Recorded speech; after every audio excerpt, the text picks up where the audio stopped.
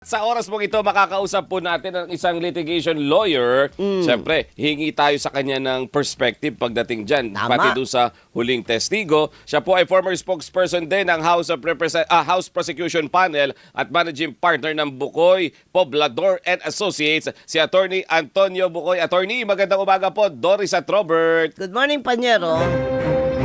Vice President Sara Duterte impeachment trial.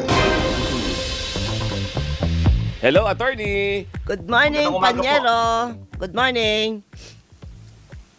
Salamat po sa kanyaya. Ayan, opo. Kami po kasi hihingi lang ng inyong perspective, ika nga, doon sa nangyaring oral arguments kahapon. Yung posibilidad na magiging decision, siyempre, ng mga senator judge natin, doon sa argumento mismo na magkabilang panig kahapon at Attorney Bukoy, nakita ba natin na both sides, substantial yung ipinresent nila na mga argumento na tipong mapapaisip ka talaga kung pagbibigyan o hindi yung hinihingi nilang sabpina? Para sa akin yung argumento ng magkabilang panig, mas katanggap-tanggap po ang mga argumentong inilatag ni Attorney Jokno. Sinight niya yung mga naging desisyon ng kataas-taasang hukuman patungkol sa pagbubukas ng mga hinihingi nilang mga dokumento at paglalahad dito sa publiko sapagkat ito ay mahalaga sa ngayong dumadaloy na paglilitis. Sa panig po naman ng depensa, inyong makikita na ang kanilang argumento ay para supilin yung paglabas ng ebidensya. Opo. Ang akin po, sa ganang akin, kung wala kang itinatago na katiwalian, dapat ilabas mo, maging open ka sa publiko at sa mga hukom ng impeachment court. So, yung isa gustong maglabas ng katotohanan, yung isa naman, ang kanyang pakay ay supilin ito. So, doon ka mapapaisip, ano yung itinatago?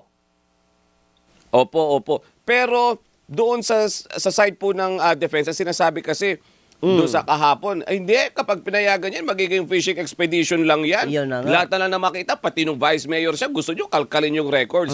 Justifiable po ba para sa inyo, Attorney Bukoy, na buksan din naman para ipakita at patunayan na may pattern? Ayan.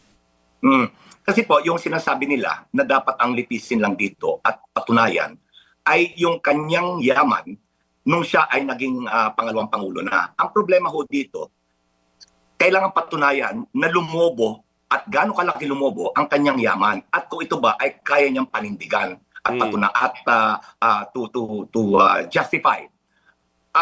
Kaya kailangan magkaroon ng baseline. Saan nagsimula, ano yung kanyang yaman nung siya ay umupo, bago siya umupo na pangalawang pangulo at gaano kalaki ito lumobo, kung ito man ay lumobo man mula noon hanggang ngayon.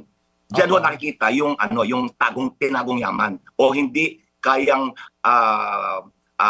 patunayan na lehitimo yung pinanggalingan ng kanyang kasalukuyang yaman. Opo. Pero meron po siyempre tayong mga kapamilya. Yung mga ordinaryong tao nagsasabi, "Uy, bakit kailangan ninyong kalkalin yan? Yung paano naman yung right to privacy ng mga individual na ganyan?" Ang right to privacy po, right to secrecy, ay napapailalim yan sa pananagutan. Mas mataaso ang antas ng pananagutan kesa yung kanilang private rights. Kung meron hong banggaan ang karapatang pangsarili at ang pangangailangan ng pananagutan, ay mas maigting po yung pangangailangan ng pananagutan. Attorney, i-hold lang po namin kayo ng mabilis. May ipapasok lang po kaming mabilisang flash report at pagkatapos babalikan po namin kayo, Attorney Bukoy, ha? Sandali po lamang. Balikan po natin si Attorney Antonio Bukoy, isang litigation lawyer at dating spokesperson siyempre ng House Prosecution Panel at Managing Partner ng Bukoy, Poblador and Associates. Yan. Attorney, doon naman sa naging hakbang ng prosecution, ang daming nakalista pero hindi na po namin kailangan itong mga witness na to. Nag-withdraw. Ayaw na po namin itong mga ito na patunayan na po ng first two witnesses namin. Magandang move po ba ito para sa prosecution?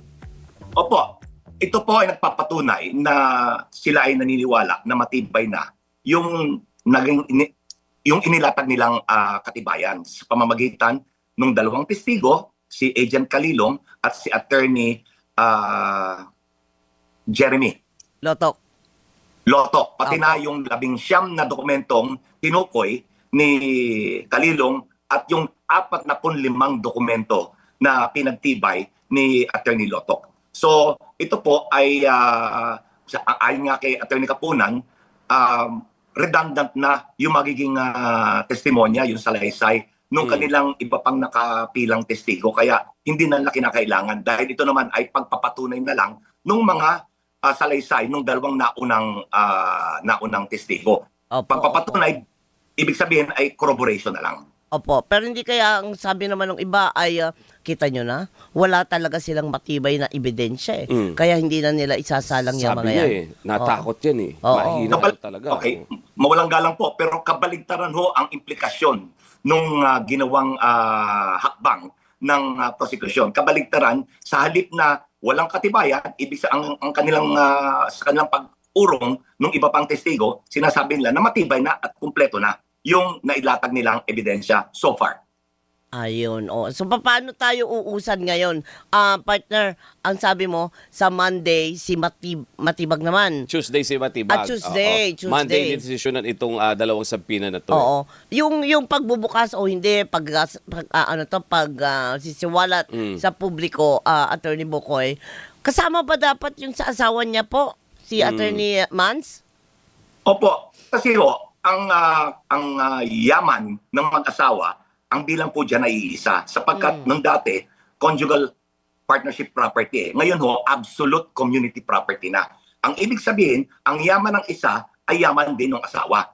Kaya kung ating susuriin, ang bilang sa mag-asawa ay iisa. Kaya po, sa mga income tax returns, iisa ang sinusumite ng mag-asawa. Opo, Like yung opo. mga account nila, ang yaman nila, iisa ho ang bilang yan. Kaya hindi pwedeng sabihin nung kanyang asawa na si Mans Carpio na hindi naman ako impeachable Asawa ko lang. Oo. Ang bilang ninyo ay iisa kayo. Iisa kayong kinatawan. Kaya ho, mahalaga na buksan at kinakailangan buksan. Pati na yung yaman ni Mans Carpio. Ayun. So, doon natin makikita magiging transparent. Sana Oo. kung ano talaga yung naging takbo ng paglobo ng kanilang Opo. kayamanan. Hindi po sana. Dapat. Dapat. Dapat. Opo. Attorney, isa pa, sa pagbubukas ng trial kahapon, medyo lumihis ng konti yung topic Binuksan ni Senator Robin Padilla doon sa posibleng pagbabanta daw doon sa mga senator judge kasi biglang iimbestigahan ng NBI itong 2019 SEA Games samantalang naka-schedule na humarap ang head mismo ng NBI sa Martes. Yung po mga ganitong pronouncement coming from a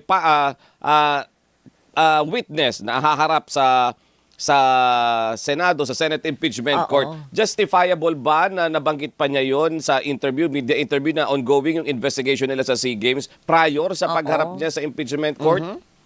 Yan po ay hiwalay na usapin at wala po yung kinalaman dito sa kasalukuyang paglilitis. Ngayon, siguro na panahon na lang, na tiyempo na lang, na ito ay kinakailangang ungkatin o sa paningin ng mga investigador ay meron silang nakitang posibleng katiwalian na naganap noong 2019 SEA Games.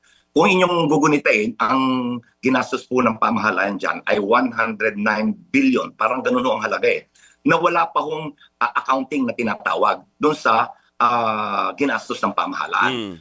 Hindi lang maganda yung timing.